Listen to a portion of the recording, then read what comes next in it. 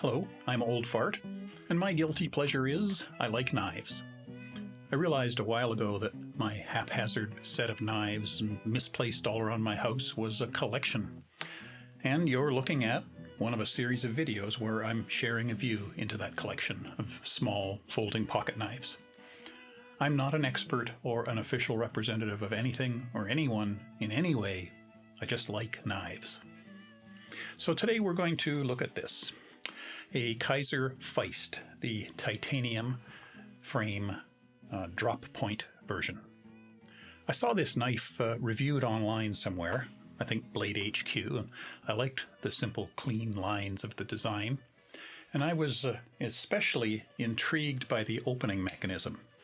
It's a front flipper, and I had never tried or even seen one of those. So I stored it in my mental list of knives that I might like to have.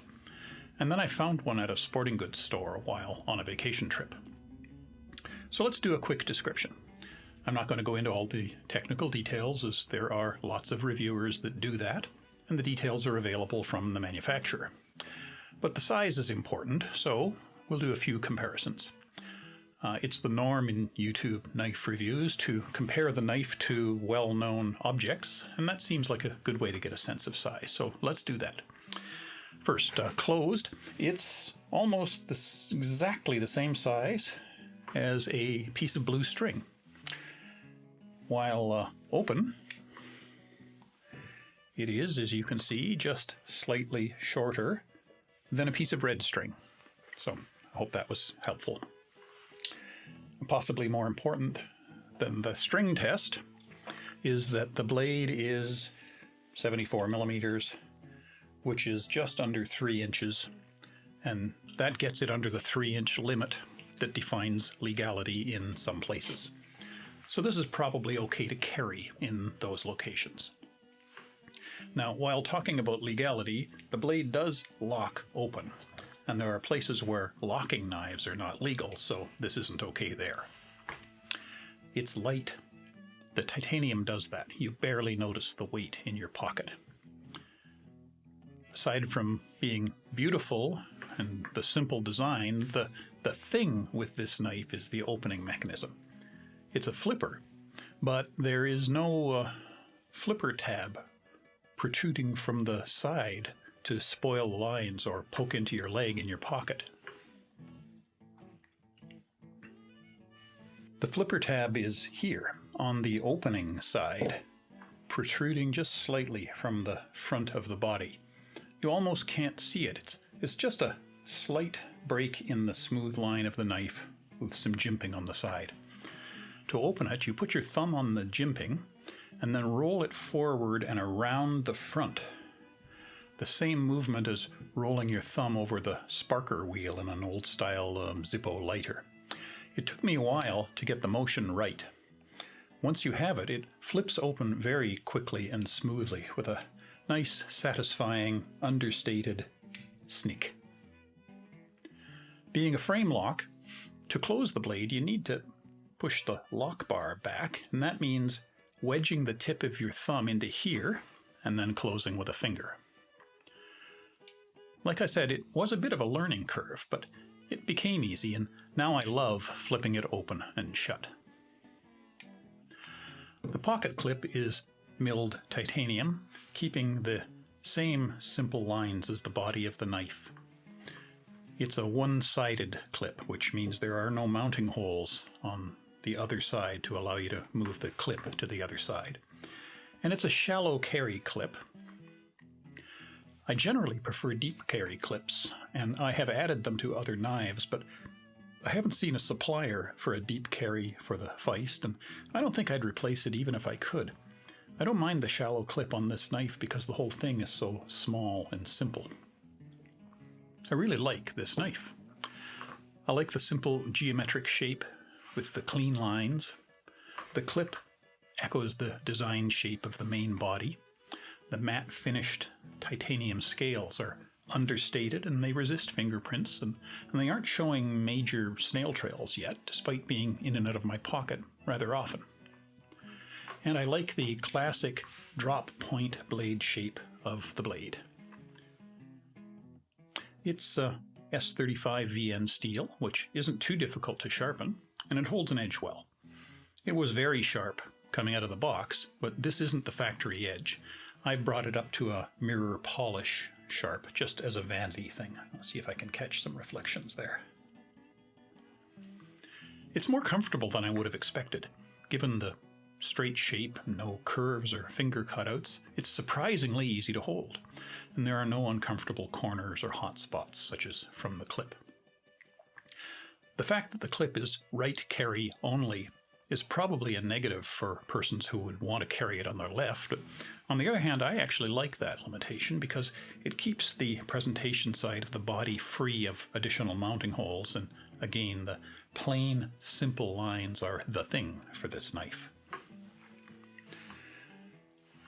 There is a small cutout to make unlocking the lock bar easier, but keeping with the ultra clean lines of the knife, the cutout, or actually cutouts, plural, because there are two, are on the inside of the frame. You should be able to see them there. So these make it easier to get your thumb in there for unlocking without spoiling the simple, clean appearance from the outside. Now, it's not perfect. There are a few things I don't like about this knife. First, the front flipper was an unfamiliar opening mechanism and took some learning time. I lost control of it and flung it across the room a few times until I learned how to hold on to it while opening. So you want to practice opening this without a loved one or a precious object in the firing line. Second, as with many frame locks, you need to wedge your thumb in here when closing one-handed, and that means that your thumb is in harm's way. It's in the path of the blade when you begin closing.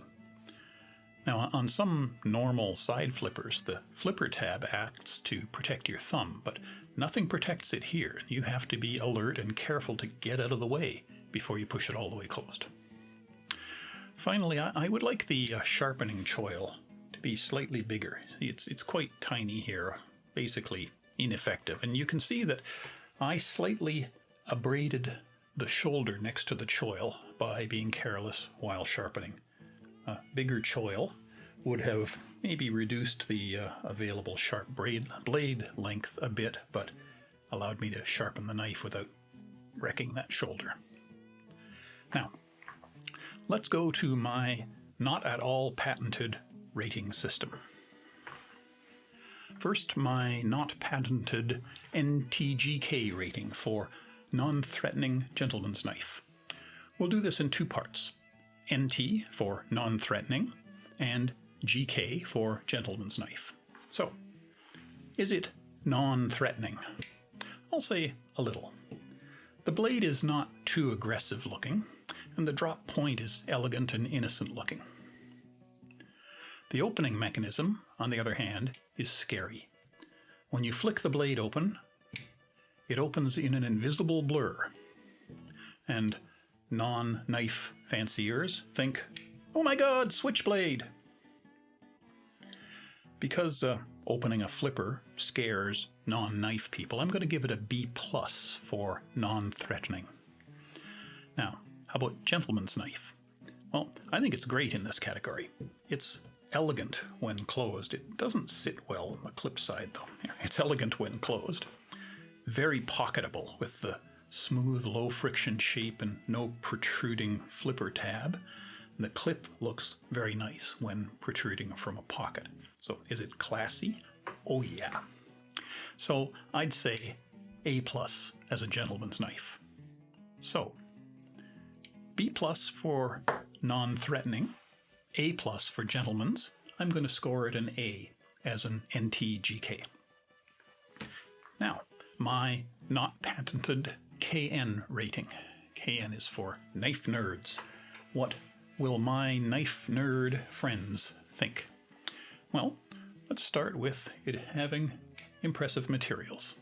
All titanium frame, the blade is good steel. It's hard to argue with the S35VN when that's favored and I think was developed at the request of Chris Reeve Knives. The design is gorgeous.